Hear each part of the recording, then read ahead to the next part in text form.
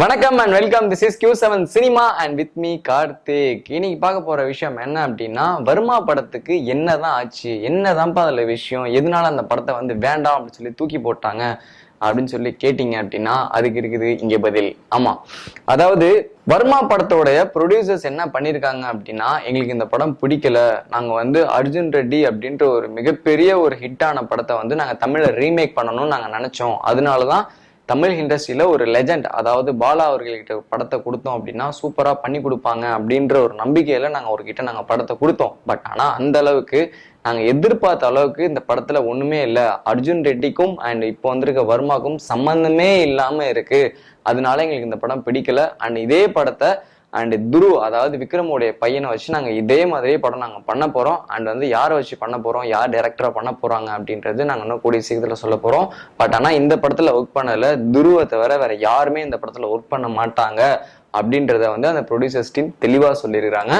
இன்னொரு விஷயம் என்ன அப்படின்னு சொல்லி பாத்தீங்கன்னா, இந்த படம் வந்து டீசர் ரிலீஸ் ஆகும் போதே பயங்கரமான ஒரு எதிர்பார்ப்பா இருந்தது. ஒரு 50% பீப்புள்ஸ்க்கு இந்த படம் வந்து ஒரு எதிர்பார்ப்புகள் இருந்தது. இன்னொரு 50% பீப்புளுக்கு வந்து அர்ஜுன் ரெட்டி பார்த்துட்டு இந்த படம் என்னப்பா அதுக்கு இதுக்கு சம்பந்தமே இல்லாத மாதிரி இருக்கு அப்படின்னு சொல்லி ஒரு சில பேர்லாம் பேச ஆரம்பிச்சாங்க. ஸோ அப்படி பேச ஆரம்பிக்கும் போதே இந்த படம் எப்போ வருது, படம் நல்லா இருக்குமா நல்லா இருக்காதா அப்படின்ற ஒரு பயங்கரமான ஒரு எதிர்பார்ப்புகள் இருந்தது. அப்படி இருக்க போற டைமிங்ல February 14 அன்னைக்கு இந்த படம் ரிலீஸ் ஆகுது அப்படின்னு சொல்லியிருந்தாங்க. பட் ஆனா இப்போ வந்திருக்கிற பிரஸ்க்கு நோட்டீஸ்க்கு என்ன வந்திருக்கு அப்படின்னா, பார்த்து ஷாக் ஆகக்கூடிய அளவுக்கு இந்த படம் ரிலீஸ் ஆகாது அப்படின்னு சொல்லி தெளிவா சொல்லிட்டாங்க. இது வரைக்கும் தமிழ் இண்டஸ்ட்ரியில இப்படிப்பட்ட ஒரு விஷயம் என்னைக்குமே நடந்ததே கிடையாது.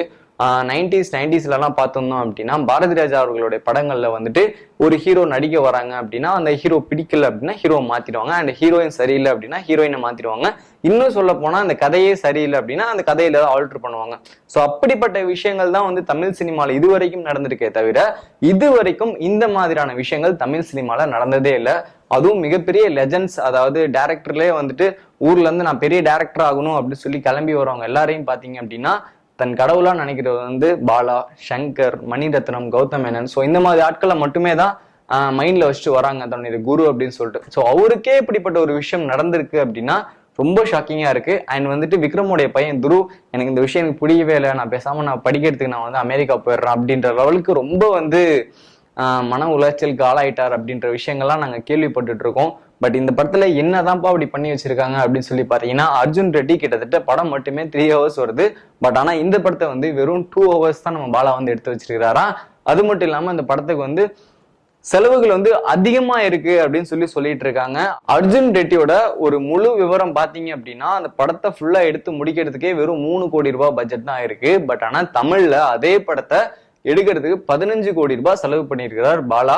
ஸோ அதனால அவங்க ப்ரொடியூசர்ஸ் என்ன சொல்லியிருக்காங்க, எங்களுக்கு 15 கோடி ரூபாய் போனாலும் போயிட்டு போகுது, அதை பத்தி எங்களுக்கு பிரச்சனை கிடையாது. பட் ஆனா நாங்க எதிர்பார்த்த அளவுக்கு எங்களுக்கு படம் வரல அப்படின்னு சொல்லி டைரக்டா சொல்லியிருக்காங்க. இதுக்கு வந்து பாலா அவர்கள் என்ன பதில் சொல்ல போகிறார் அப்படின்றது தெரியல. அவர் ஒரே டாக் ஓப்பன் டாக் சொல்லிட்டாரு. என்னுடைய பதில் வந்து பிற்காலத்தில் வரக்கூடிய துருவுக்கு எந்த ஒரு பாதிப்பு இருக்கக்கூடாது, அதனால எதுவும் பேச விரும்பல அப்படின்னு சொல்லியிருக்கிறாரு. இதுல என்ன பின்னணி போயிட்டு இருக்கு அப்படின்றது தெரியல. கண்டிப்பா இதுக்கான அப்டேட்ஸ் நாங்க வந்தது அப்படின்னா நாங்க கண்டிப்பா உங்களுக்கு அப்டேட் பண்றோம். இந்த வீடியோ உங்களுக்கு பிடிச்சிருந்தது அப்படின்னா லைக் பண்ணுங்க, ஷேர் பண்ணுங்க, முக்கியமா Q7 சினிமாவை சப்ஸ்கிரைப் பண்ணுங்க.